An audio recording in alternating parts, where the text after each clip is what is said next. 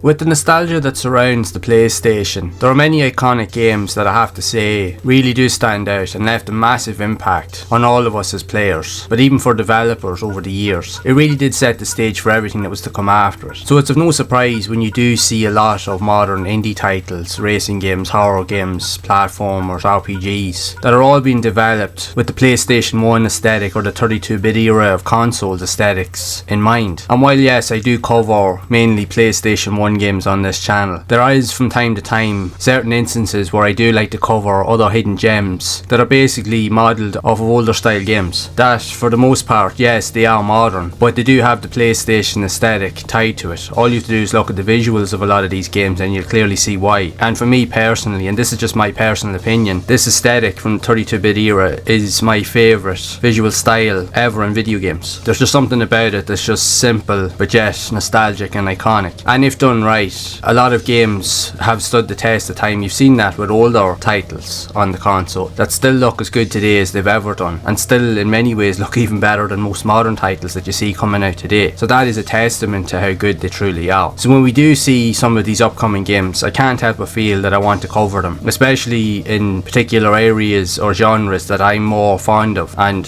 if you've seen any of the previous videos on the channel, you do know I like my racing games because I'm a massive car fan. So as of recording this video, literally in the last couple of days, I happened to just stumble across a demo of this unique Initial D style or inspired racing game under the name of Driftline Peaks that is currently in active development. And at the moment, there's only one playable track, although there's two variations where you can play in both day and night cycles. But the demo also gives you access to 3 available cars, with a Toyota Corolla AE86, a Mazda FD RX-7 and a BMW E36, as they're all very capable drift cars, as the whole emphasis on this is around drift racing to reach the goal essentially within the time limit.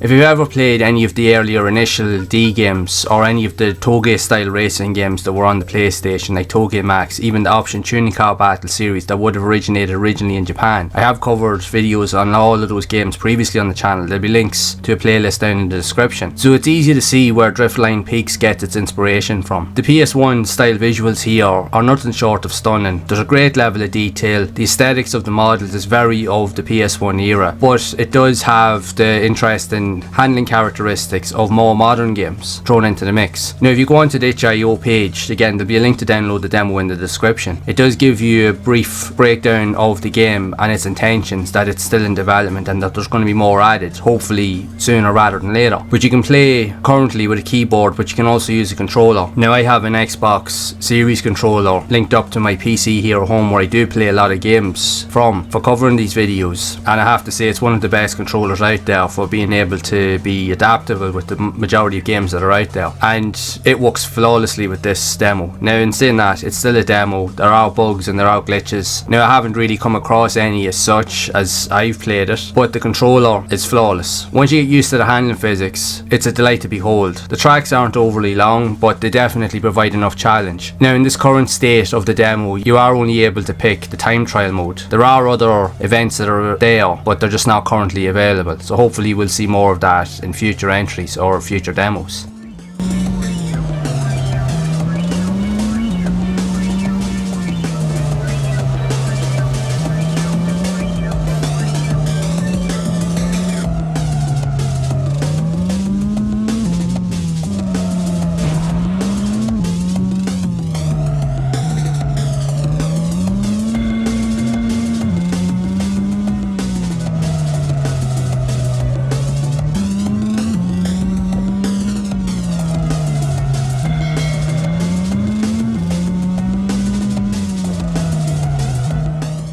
yeah, I wanted to make a video on this just to cover it because I think it's interesting. It just literally popped up on my feed because I have subscribed to notifications on the HIO website, so whenever new games do come out, I usually do get an email to say that interesting titles might be worth a look, as I do cover, say, a lot of horror games over on my Memories of Horror Games channel, because I do play a lot of classic and even PS1 style horror games over there. But I still like to look out for the odd racing game here or there that comes out. Now, they're not as often or as frequent, so when you do see an odd one that comes out, it definitely piques your interest and you'd be thinking to yourself, you know what, this is worth a look here. And I have to say now, this is definitely a surprising hit and a hidden gem really. Would I recommend that you give it a try? Absolutely. If you love PS1 racing games and you love this classic aesthetic style that I do, I would definitely recommend you give it a go. It just looks class. It has all of the aura around a PlayStation 1 game. That's what it really has here. From the moment I booted it up and I turned the game on, and once I seen all the bright vibrant colours and all the skylines, the trees, the forests, it really drew me back into playing games like Initial D and even the Touge Max games. It has those distinctive characteristics, although with the handling physics, like say because of modern style games, they are a lot more refined and will be more approachable compared to those older games, because sometimes the handling can be clunky on the old PS1 games. But that's not to say that they're bad, they're not. They're actually decent games, well worth a try. But it's really cool to see fans still coming up with these ideas and taking references and influences from these older styles. And it also proves the point, in my opinion, that this style is still relevant in today's landscape of video games. Like, yeah, we have all the glitz, we have the glamour, we have the stunning visuals, but is it really needed or necessary? To some, that's the only way forward. But for those of us that are interested in still playing nostalgic and retro style games, this definitely fits right in. I think it has its place, and it's really, really cool just to see games like this starting to come out or even being worked on or in development. If anything, there's plenty of room here because in a lot of ways they're as good as a more visually stunning game. Now, that's just my opinion. People will differ, and that's totally fine. Everyone's going to have their opinions. But if you genuinely like PS1 aesthetics, you like racing games, and more to the point you like drift racing games, I would recommend that you highly give this one a go. Seriously, you might be surprised. It's a lot better than many of us would think. I was surprised by it, and even by sitting down and playing the game, I spent a couple of hours just playing through it because I couldn't get over how good it was. Now, I know there's only one track, but it's just very, very cool, very addictive. Definitely worth a go in my book. With that being said, I will be trying to cover a lot more of these interesting games that are inspired by PS1, because everything around this channel is PS1 inspired, and that includes games like this that are being developed with that in mind. I would like to cover more of them, so when they do pop up, I definitely will look at them in future videos. So if you are interested in that, stick around. And in the meantime, there are loads of other videos that I have covered on the channel, both from games similar to this, but a whole wealth of other PS1 games that are part of its historic back catalogue that are definitely worth trying out. And you can check out more of them here on this playlist on screen. And as always, keep those gaming memories alive.